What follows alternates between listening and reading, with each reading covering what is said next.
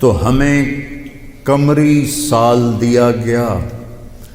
اس کی وجہ مجھے سمجھ آئی 2014 میں جب میں ناروے گیا، اور ناروے میں ہے اینڈ آف دا ورلڈ، شمال میں and of the world Norway میں ہے۔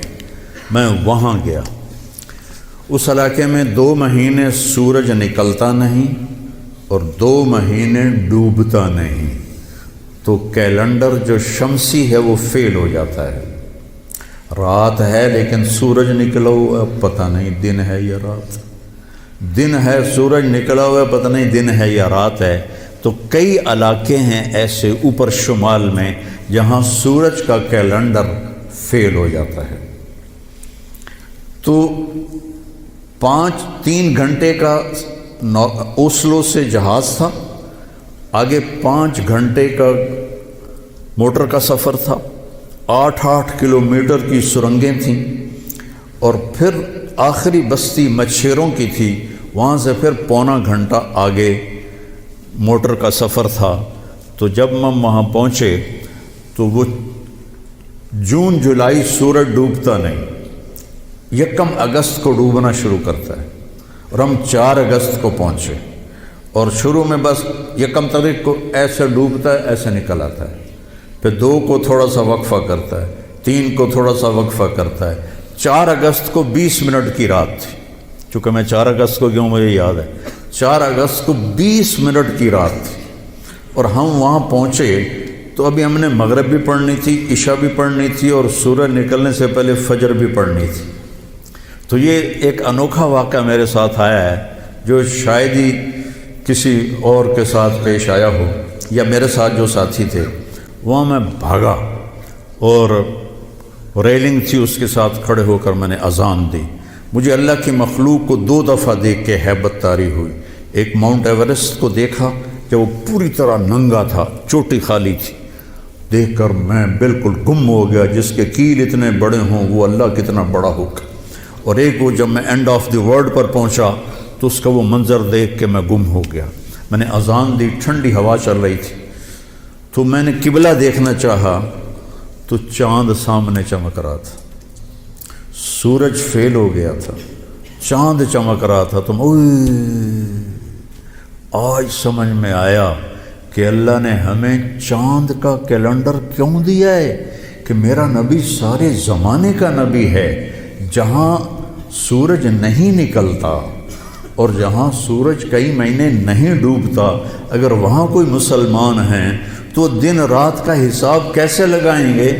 چاند کو دیکھ کر۔ میں نے چاند دیکھا، واہ واہ اب یہ رات کھڑی ہے، تو وہ قبلہ فٹ کیا، مغرب کی نماز پڑھی۔ مغرب عشاء اکٹھے پڑھنا تو مسافر کے لیے جائز ہے باقی ائمہ کے نزدیک۔ تو پہلے مغرب پڑھی، پھر عشاء پڑھی، پھر ساتھ ہی میں نے فجر کی اذان دی۔ ہاں عشاء پڑھی، ایک وطر پڑھنا بھی سنت ہے، تو میں نے کہا بھائی آج ہکو وطر پڑھو کدیں فرض نہ نکل جاوے، تو ایک وطر پڑھا۔ پھر میں نے فجر کی اذان دی، ٹک ٹک ٹک ٹک 2 سنتیں پڑھیں، پھر والعصر انا اعطینا سے میں نے فرض نماز پڑھائی، اور بیٹھے ہی تھے کہ سورج آکھے السلام علیکم۔ تو وہاں جا کے مجھے یہ بات سمجھ میں آئی کہ اللہ نے ہمیں چاند کا کیلنڈر کیوں دیا ہے۔ یہ کہیں بھی ناکام نہیں ہوتا، کہیں فلاپ نہیں ہوتا۔ سورج کا کیلنڈر کتنی جگہ ہیں دنیا میں جہاں فلاپ ہو جاتا ہے، ناکام ہو جاتا ہے۔ تو یہ ہمارے نبی کی عالمی نبوت کی ایک دلیل چاند کا نظام شمسی بھی ہے۔ تو بھائیو میں بہت ساری باتیں وقت کے متعلق بتا گیا، کہنا تو یہ تھا کہ ہندسہ بدلا ہے تو اپنے آپ کو بھی بدلیں، توبہ کریں اپنے رب کی بارگاہ میں، اور گناہوں سے توبہ کریں۔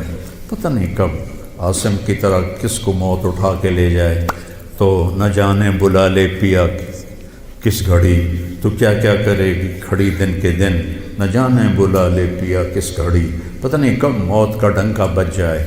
تو بھائیو اس سے پہلے توبہ کرو، اپنے رب کی بارگاہ میں جھکو، فرائض ادا کرو، 5 نمازیں پوری پڑھو، جھوٹ نہ بولو، سچ بولو، دھوکہ نہ دو، دیانتداری سے چلو، بدکاری نہ کرو، نکاح کرو۔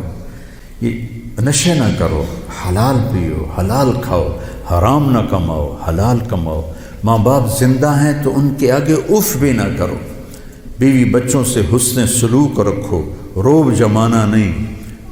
ماں باپ سے کہتا ہوں اولاد کی عزت کرو، اولاد کو عزت دو، انہیں ڈانٹ ڈپٹ سے نہ چلاؤ، پیار سے چلاؤ۔ اولاد سے کہتا ہوں ماں باپ کے آگے اف بھی نہ کرو کہ وہ تمہاری جنت ہیں، وہ تمہاری جنت کے دروازے ہیں، اور اپنی کمائیوں میں حلال رکھو۔ ایک دوسرے سے لڑے ہوئے ہو تو صلح کر لو، کہ اللہ پاک کو آپس کا لڑنا بالکل پسند نہیں ہے۔ اور اب یہ سیاست کا بازار گرم ہو رہا ہے، یہ نیری منافقت ہے، منافقت کے سوا کچھ نہیں ہے، اس سے دور ہی رہو تو اچھا ہے۔ اور اگر کہیں کوئی سیاست کا کسی کو شوق ہے تو پھر اپنے مخالف کی بدخوئی نہ کرے، اس کی برائی نہ کرے، اس کو گالیاں نہ دے، اس کو برا بھلا نہ کہے، ورنہ اپنی آخرت خراب کرو گے۔ یہ ایم پی ایم این اے ٹکے بک رہے ہیں تو ان کی کیا حیثیت؟ آج کل کے وزیروں کو کون پوچھا؟ وزیر اعظم کو کوئی نہیں پوچھتا تو وزیروں کو کس نے پوچھنا؟